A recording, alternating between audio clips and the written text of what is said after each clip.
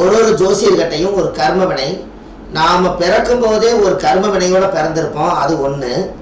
ரெண்டாவது, நம்ம ஜோசியர் ஜாதகம் பார்க்க வர்றதுனால அவங்க ஒரு கர்ம வினையை கொண்டு வந்து நம்ம கையில் ஒப்படைக்கிறாங்க பார்த்தீங்களா, அந்த கர்மாவையும் சேர்த்தித்தான் நம்ம ஜோசியர் சமைக்கிறோம். சரியா தவறா சொல்லுங்க?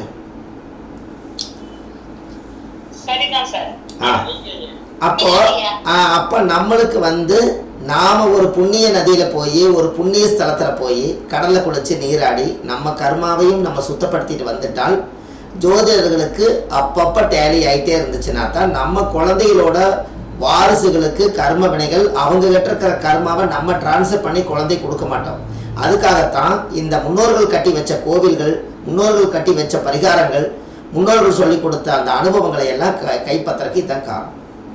இன்னைக்கு ஒரு பெரிய ஒரு விஷயம் என்ன அப்படின்னு கேட்டிங்கன்னா, இந்த காசி பயணத்தில் ஒரு பெரிய ஒரு மிராக்கல் நடந்தது. என்ன நடந்தது அப்படின்னு கேட்டிங்கன்னா, அதாவது காசியில் மணிக்கருங்க காட்டில் ஒரு அனாதை நிறைய பாடி அடக்கம் பண்ணிட்டு இருந்தாங்க. நான் யதார்த்தமாக என்ன பண்ணேன், ஒரு நிறைய பாடி எரிச்சுக்கிட்டு இருந்தாங்க. அப்போ எரியறதுக்கு விறகு தானே காரணம், கொஞ்சம் விறகு வாங்கி கொடுக்கலாம், என்ன விலை வருங்க, ஒரு பாடியை எரிக்கிறதுக்கு எவ்வளவு வருங்க அப்படின்னு கேட்டேன். ஒரு தொகை சொன்னாங்க. எங்கூட ஒரு 10-15 பேர் கூட இருக்காங்க. நான் யதார்த்தமாக போய் இந்த விறகு என்ன விலைன்னு கேட்டேன்னு ஒரு தொகை சொன்னாங்க. அந்த தொகையை உடனே கொடுத்து அந்த பாடியை எரிக்கிறதுக்கு நான் தயாராகிட்டேன். ஒரு கன்னி பொண்ணு, ஒரு 12 வயசு 13 வயசு தான் இருக்கும், ஒரு கன்னி பொண்ணு பாறை கட்டி சின்னதாக கொண்டு வந்திருக்காங்க. அதை பார்த்தாலே தெரியுது ரொம்ப இள வயசு பொண்ணு இறந்துட்டாங்க. நான் இந்த பாடியே காசிலேயே தத்தெடுத்து இந்த பாடி அடக்கம் பண்ணுறதுக்கு என்னெல்லாம் சொல்லுங்க எல்லாமே செய்கிறேன், அதுக்குரிய பணம் கொடுக்குறேன்னு சொன்னேனே. என்னை சுற்றி ஒரு 10 பேர் என் கூட, 10-15 பேர் என் கூட இருந்தாங்க. அப்போ உடனே அந்த பாடி எடுத்து விறகு வாங்குறதுக்கு எல்லாரும் ஆளு கொஞ்சம் கொஞ்சம் காசு கொடுத்தாங்க. அது எவ்வளவு பத்தலையோ அது மீதி பணத்தை நானே போட்டு விறகு பூரா எங்கள் கையாலவே அடிக்க சொன்னாங்க. எல்லாம் அடுக்கி வச்சோம். அடுக்கி வச்சு அந்த பிரேதத்தை எடுத்து கரெக்டாக வச்சு அதுக்கு மேலே சந்தனம், குங்குமம், திருநூறு, 9 நவதானியம், மூலிகை எல்லாம் யாகத்தில் போடுறதுக்காக அந்த அடுக்கி வச்சு அது மேலே போட சொன்னாங்க. இது எல்லாம் போட்டுட்டு அவர் கூப்பிட்டு நம்மக்கிட்ட தனியாக ஸ்பெஷல் என்னங்கிறாரு இந்தியில், சந்தனக்கட்டை இருக்குது, அரசு அங்கீகாரத்தோட சந்தனக்கட்டை இருக்குது, சின்ன சின்ன கட்டை தான்.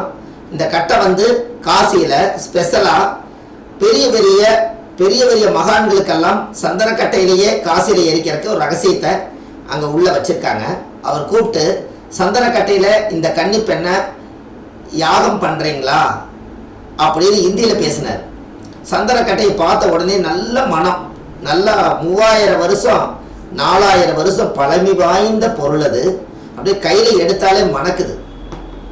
நான் உடனே சந்தனக்கட்டை நிறைய வாங்குறதுக்கு நான் பணத்தை கொடுத்து எல்லாரும் கொஞ்சம் கொஞ்சம் கொடுக்குறாங்க. யாருமே அதில் ஒத்துவல்ல. ஒருத்தர் மட்டும் கொடுத்தார் கொஞ்சம், மீதி பூரா வாங்கி அந்த கன்னி பெண்ணு மேலே அடுக்கி வச்சு தீ மூட்டி அது கண்ணார மனசார அந்த கன்னி பெண்ணுடைய ஆத்ம சாந்தியாச்சு. அப்படி ஒரு பாக்கியம் காசியில் இந்த வருஷம் ஒரு மிராக்கலா காசியில் போய் மோட்சம் போகிறவங்களுக்கு தீ மூட்டி ஒரு கன்னி பெண்ணை வந்து பரிபூர்ணமாக ஆத்மா சாந்தி பண்ணியிருக்கோம். இது எப்படின்னு சொல்லுங்க.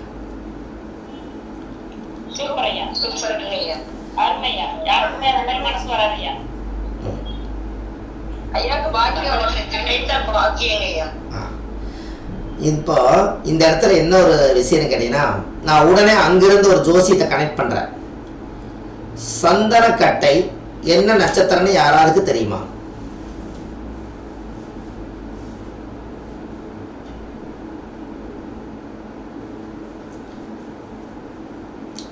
சந்தனக்கட்டை என்ன நட்சத்திரம் அப்படின்னு தெரிஞ்ச சொல்லுங்க. சரி, நான் சொல்லவா உங்களுக்கு?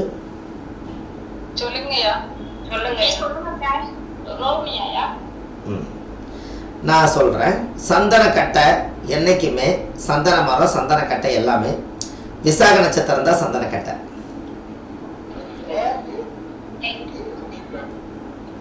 இந்த விசாக நட்சத்திரத்துல தான் சந்தனக்கட்டை. இந்த சந்தனக்கட்டையை வாங்கி அந்த கன்னி பெண்ணு மேலே வச்சு தீ மூட்டி அது ஆத்மா சாந்தியாச்சு.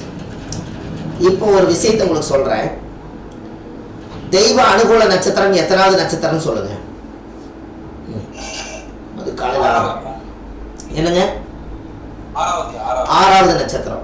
சரி, என்னுடைய நட்சத்திரம் வந்து பூர நட்சத்திரம். விசாக நட்சத்திரம் எத்தனாவது நட்சத்திரம் சொல்லுங்க?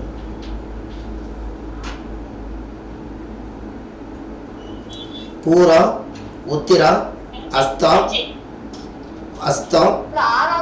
Very good, very good. Pooram, உத்தரம், அஸ்தம், சித்திரை, சுவாதி, விசாகம். எத்தனாவது? அப்ப 6வது நட்சத்திர தெய்வ அனுகூலம். அப்ப 6வது நட்சத்திரம் வந்து எனக்கு சந்தனக்கட்டையா வருது. அப்ப தெய்வ அனுகூலமும் அங்க தெய்வ மோட்சம் போறவங்களும் அந்த சந்தனக்கட்டையில ஒரு கன்னிப்பெண் தெய்வமாகி போறதையும் அந்த இடத்துல எனக்கு அந்த பாக்கியத்தை கிடைக்குது. நம்ம கூட வந்தவங்களுக்கு அந்த பாக்கியம் கிடைக்குது. அப்போ 6வது நட்சத்திர சந்தனக்கட்டைய காசியில போய் மோட்சம் போறவங்களுக்கு நம்ம இயக்கி இருக்கிறோம். எப்படி?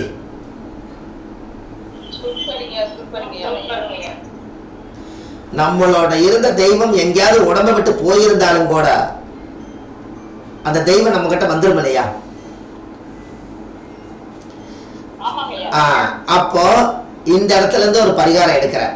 அப்போ ஒரு நாட்டு மருந்து கடையில, நாட்டு மூலிகை கடையில எல்லாம் சந்தனக்கட்டை சின்ன கட்டையா கிடைக்கும். அது அரசு முத்திரையோட வாங்கி விற்கிறாங்க. அதுல எந்த தப்பு இல்லை. திருடுனா தப்பு, வித்தா தப்பு. நாம் அப்படி இல்லை. நாம் ஒரு சின்ன நாட்டு மருந்து கடையில் காதி பவனில் கேட்டோம்னா சந்தனக்கட்டை கொடுப்பாங்க. அப்போ இந்த சந்தனக்கட்டையை இனிமேல் நான் என்ன நினச்சிட்டேன்னா, நெத்தியில் நம்ம சந்தனம் வைக்கிறதா இருந்தால் அப்போ 6வது நட்சத்திரம் தெய்வ அனுகூலமாக இருப்பதனால பூர நட்சத்திரக்கார் யார் இந்த உலகத்தில் பிறந்தாலும் சந்தனத்தை எங்கேயோ இருக்கிற கெமிக்கலுடைய சந்தனத்தை நம்ம பூசுறதை விட காலையில் எந்திரிச்சு நல்ல அந்த சந்தனக்கட்டையை நல்லா கை நிறைய தேய்ச்சி, முருகனுக்கு எப்படி சந்தனம் அரைக்கிறாங்களோ அது மாதிரி அரைச்சு உடம்பு பூரா பூசிட்டு இனிமேல் நெத்தியில் திருநூறுக்கு பதிலாக திருநூறும் சந்தனம் குங்குமம் எல்லாமே சந்தனக்கட்டையில் வச்சு நல்ல ஜம்முன்னு நறுமணமாக ஒரு சின்ன கட்டையில் நம்ம வந்து கையில் எப்பவுமே வச்சுக்கிட்டா தெய்வம் கூட வரும் அப்படிங்கிற மாதிரி ஒரு ஆதிகால பரிகாரத்தை கிரியேட் பண்ணியிருக்கேன். எப்படி?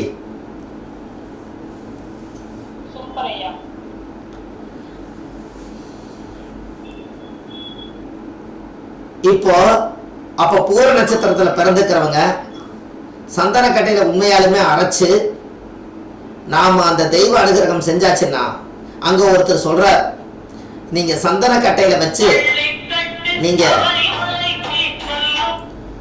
ஐயா ஐயா வணக்கம் ஐயா. ஐயா உங்களுக்கு லிங்க் வரலைங்களா ஐயா? ஆஹா,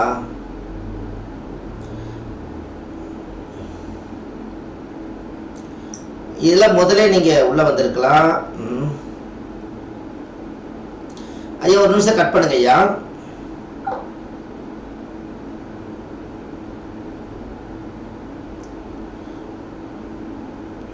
அம்மா நம்ம குழுவுக்குள்ளேயே ஒரு ஐயா ஒருத்தர் இலங்கைக்காரு போட்டா போட்டு வயசானவர் இருப்பார். அவருக்கு யாராவது ஒருத்தர் லிங்க் அப்படியே அனுப்பிச்சு விடுங்களேன்.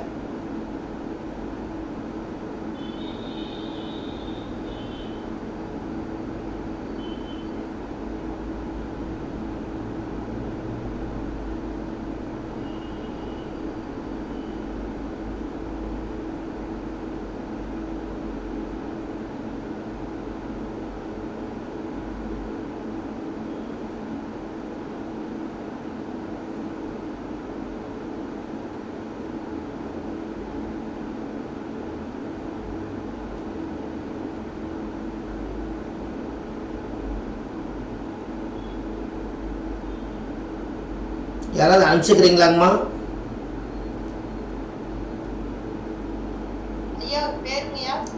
அவர் இலங்கை ஐயான்னு போட்டு வச்சிருக்க வயசானவருங்க, பச்சை கலர் ட்ரெஸ் போட்டிருப்பாரு.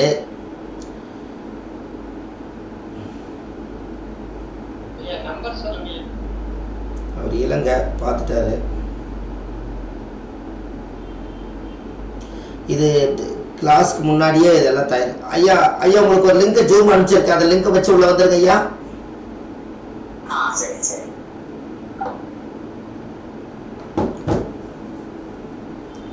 இப்போ என்ன பேசிட்டு இருந்தங்க ஐயா? நம்ம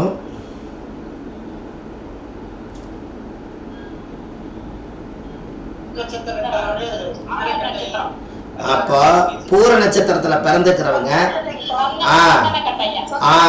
இப்போ பாருங்க, சின்ன சந்தனக்கட்டை வாங்கி நம்ம காதி பவனில் கேட்டால் 100 ரூபா 150 ரூபா 200 ரூபாய்க்கு கொடுக்குறாங்க. இது போய் காட்டில் போய் தேடணுங்கிறது இல்லை, காதி பவனில் கொடுக்குறாங்க. இந்த சந்தனக்கட்டையை அரைச்சி காலையில் எந்திரிச்சு நீங்கள் குளிக்கும்போது இந்த விசாக நட்சத்திரத்தினுடைய சந்தனம் குரு நட்சத்திரமாக இருக்கிறதுனால சந்தனத்தை கொஞ்சம் அரைச்சி கொஞ்சம் கையில் வலிச்சு எடுத்துகிட்டு போய் நீங்கள் ஒரிஜினலாகவே குளிக்கிற தண்ணியில் அதில் கலக்கி விட்டு நீங்கள் வியாழக்கிழமைக்கு சோப்பு போடாமல் இந்த சந்தன தீர்த்தத்தில் குளிச்சிங்கன்னா முன்னோர்களுடைய குருமார்களுடைய ஆசீர்வாதங்கள் அத்தனையுமே உங்களுக்கு வரும். எப்படி?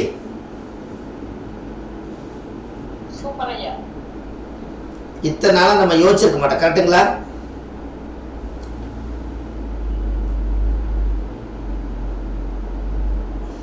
அப்போ வணக்கங்கம்மா, வாங்க. அப்போ சந்தனத்தில் அப்போ எவ்வளோ பெரிய விசாகம் இருக்குது பாருங்க.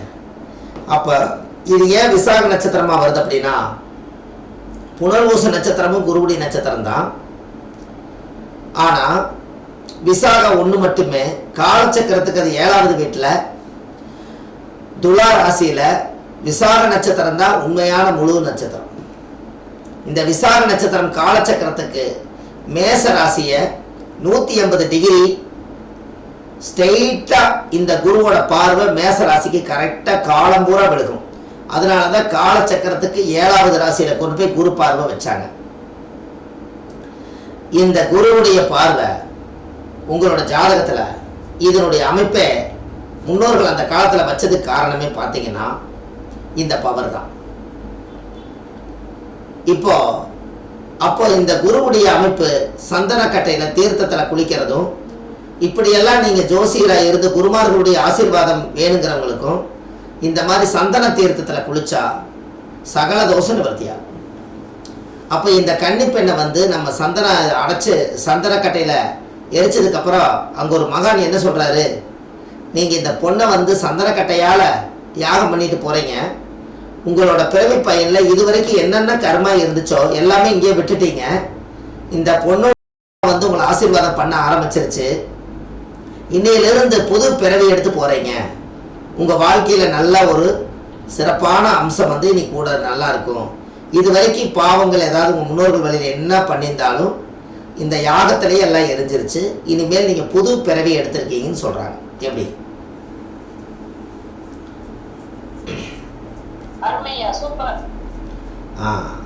ஒரு இடத்துலயும் நம்மளுக்கு பரிகாரம் கிடைக்குது பாருங்க. அந்த பரிகாரம் அந்த கட்டையை வச்சு நம்ம ஒரு பரிகாரம் எடுத்திருக்கிறோம். நம்ம நட்சத்திரத்துக்கு 6வது நட்சத்திரம் இயக்கி இருக்கிறோம். அந்த சந்தன கட்டையை வச்சு இப்ப நெத்தியில் வைக்கலாங்கிற அளவுக்கு வந்துட்டோம்.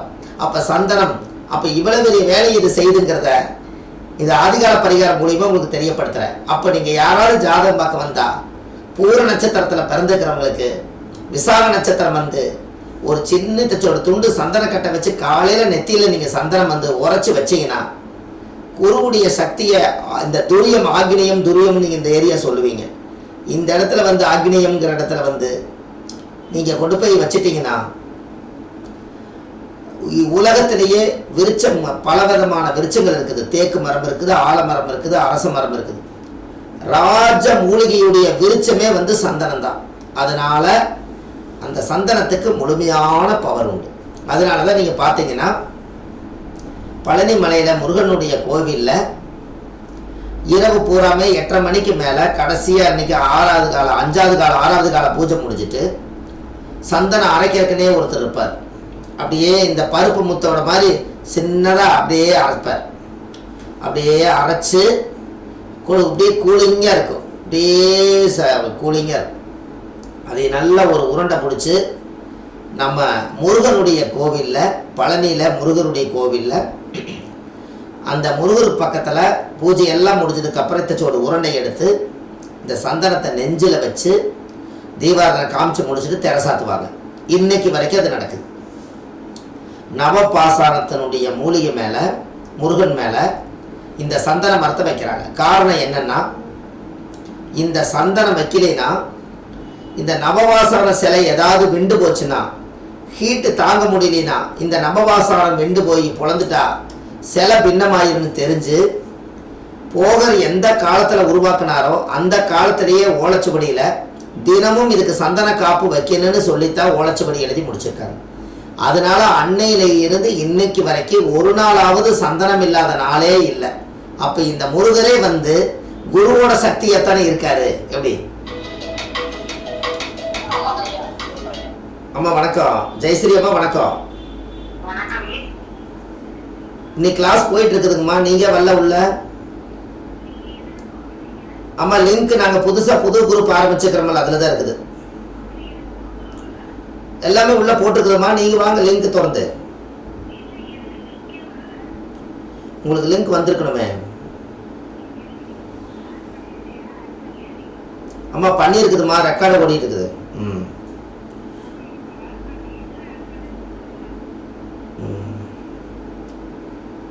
ஒரு நிமிஷம் இருங்க அம்மா. குழுவில் யாராவது ஜெயஸ்ரீ அம்மாவுக்கு லிங்க் அனுப்ப முடியுமா? ஆர்வத்தில் அனுப்பிச்சுடுங்க அம்மா. நீங்கள் வந்துரு உள்ளே வந்துடுங்க. 8:30 மணிக்கு நீங்கள் கூப்பிட்டு கேட்குறீங்க. 7:45 7 மணிக்கெல்லாம் நீங்கள் ஃபோன் பண்ணணும் இல்லைங்கம்மா. இன்னைக்கு கிளாஸ் இருக்குதான்னு சொல்லி. லிங்க் வருங்கம்மா. நான் 70 பேர் இருந்ததில் 30 பேர் 35 பேர் வடிகட்டி இந்த பக்கம் வந்திருக்காங்க. 2வது பாகத்துக்கு வந்துட்டாங்க. அவங்க எல்லாமே வாழ்நாள் முழுவதும் ட்ராவல் பண்ணுறவங்க. நீங்கள் அப்படி வர மாதிரி தான் இதில் வாங்கலை. அனுப்பிச்சிட்டாங்க வாங்க. உள்ள அனுப்புகிறாங்க வாங்க. அம்மா அனுப்புறீங்களா?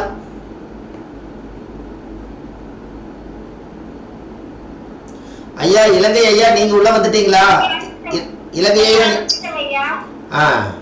அனுப்பிச்சிட்டீங்களா? இலங்கை ஐயா நீங்க உள்ள வந்துட்டீங்களா?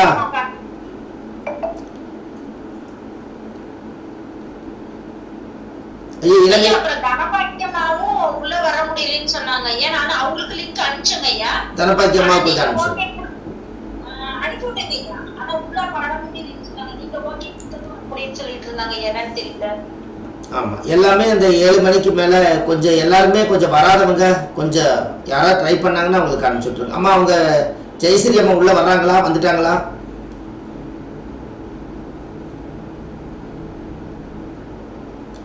பாருங்க. இந்த இது மட்டும் கிடச்சிட்டா நல்லாயிருக்கும்.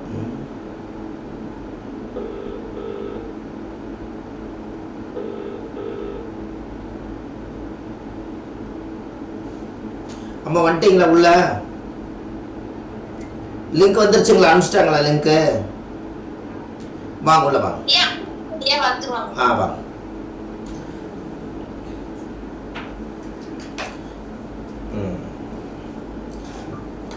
அப்போ இதை வந்து இனிமேல் பூர நட்சத்திரத்தில் யார் பிறந்தாலும் விசாக நட்சத்திரத்தில் பிறந்துக்கிறவங்க சந்தனக்கட்டையில் சந்தனத்தில் நெத்தியில் வைக்க சொல்லுங்க. அந்த காலத்தில் பார்த்தீங்கன்னா கல்யாண வீட்டில் சந்தனம் வந்து மாரில் பூசியிருப்பாங்க. பார்த்துருக்கீங்களா உடம்புல?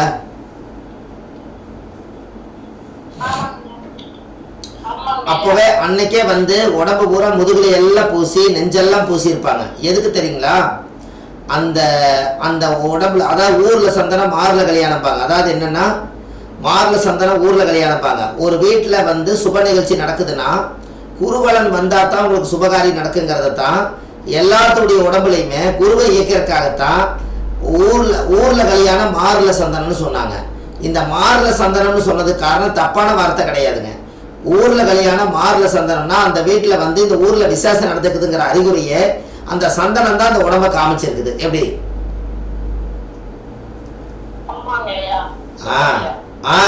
இது ஒரு 25 வருஷத்துக்கு முன்னாடி பெருமாளோட இருக்கிறவங்க அத்தனை பேருமே சாமி கும்பிட போகும்போது நல்ல காலையில் எந்திரிச்சு குளிச்சுட்டு சந்தனத்தை அரைச்சு தோளில் துண்டு போட்டுக்குவாங்க. ஆனால் உடம்பு நிறைய சந்தனத்தை அரைச்சி பூசிக்குவாங்க. அது எப்போ பூசுவாங்கன்னா கல்யாண வீட்டுக்கு போகும்போது பூசிக்குவாங்க. அப்போது இது எல்லாமே நீங்கள் தெரிஞ்சுக்கணுங்கிறதுக்காகத்தான் இந்த பரிகாரம். நீங்கள் தெரிஞ்சுக்கிட்டதுனால உங்களுக்கு இந்த விஷயம் எவ்வளவு இது கிடைச்சது பார்த்தீங்களா? ஒரே ஒரு காசியில் செஞ்ச பரிகாரத்தினால இது எவ்வளவு பெரிய வேலை செய்து பார்த்தீங்களா?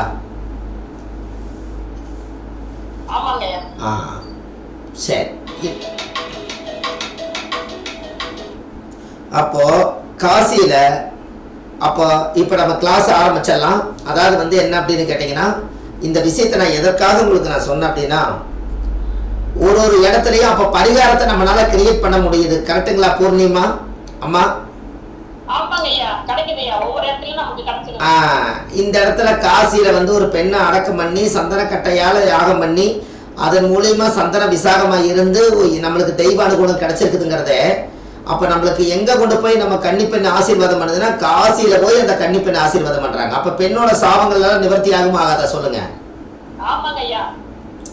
ஒரு பெண் பிரேதம் எடுத்து நீங்கள் அடக்கம் பண்ணுனா பெண்ணோட சாப நிவர்த்தி ஆகிறதுக்கு சரியான பரிகாரமே பெண்ணு யாரு சாபம் விட்டாலும் ஒரு பெண்ணோட ஒரு ஆத்மாவை எடுத்து அடக்கம் பண்ணீங்கன்னா உங்களுக்கு பிரச்சனை தீரும்.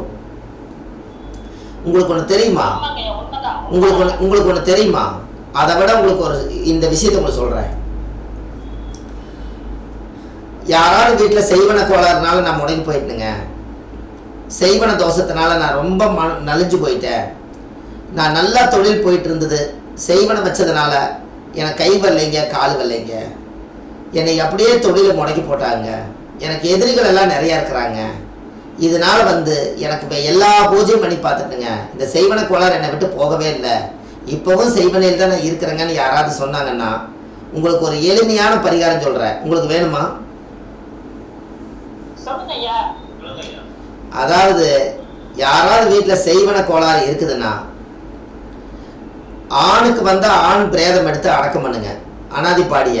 பெண்ணுக்கு செய்வன கோளாறு இருந்தால் பெண் பிரேதம் எடுத்து அடக்கம் பண்ணுங்க.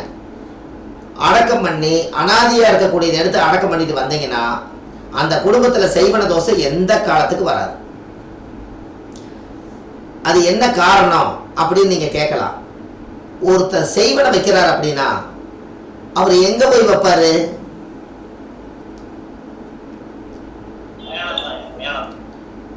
நல்லா சொல்லுங்க தெளிவா. என்னது? மயானத்துல தான் வைப்பாரு. நீங்க மயானத்துல போய் ஒரு பிரேதத்தை அடக்கம் பண்ணிட்டு வந்துட்டீங்கன்னா அந்த ஆத்மா அந்த மயானத்துல தான் இருக்கும். அந்த ஆத்மா என்னையவே இறக்கப்பட்டு அடக்கம் பண்ணக்கூடிய மனுஷனை போய் நீ இன்னைக்கு செய்வனை வச்சு அவனை முடிக்க போறியான்னு அந்த பிரபஞ்சத்துல அந்த ஆத்மாவுக்கு தெரிஞ்சு அதை செய்ய விடாம தடுத்து போடு. எப்படி?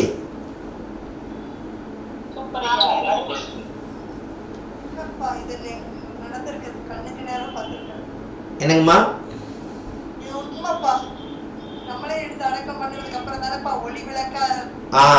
பாருங்க, இவங்க அம்மா இப்ப பேசுறவங்க அவங்க ரொம்ப மனநொந்து நம்ம இடத்துக்கு வரும்போது அவங்களுக்கு கலச பூஜை யாகம் பண்ணி தீர்த்த ஊற்றி விட்டு ஒரு பிரேதம் அடக்கம் பண்ணுறதுக்கு நான் கூட கூட்டிகிட்டு போனேன்.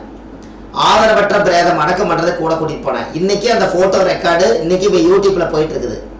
அவங்க எடுத்து 2 பேரும் எடுத்து மனசார அவங்களுக்கு செஞ்சாங்க. அன்றைக்கி அவங்க கையில் இருக்கிற காசு கொடுத்தாங்க. அந்த பிரேதத்துக்கு நம்ம செலவு பண்ணதுக்கு அப்புறம் இன்னைக்கு அவங்க ஒரு கோயில் கட்டி கும்பாபிஷேகம் பண்ணி 10 பேருக்கு ஆசீர்வாதம் பண்ற அளவுக்கு ஒரு தகுதியில் இருக்காங்க. எப்படி?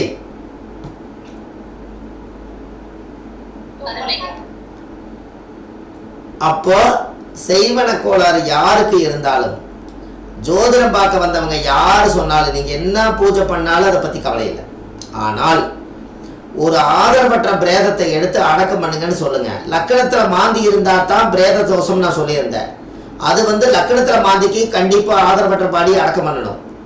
இது இப்ப நான் ஆதிகால பரிகாரத்துல யூஸ் பண்ணது என்னன்னா, நான் எப்படி யோசிச்சுன்னு கேட்டீங்கன்னா, செய்வன வைக்கிறவங்க எங்கெங்கேயோ கொண்டு போய் நெகட்டிவான இடம் எதுன்னா சுடுகாடு.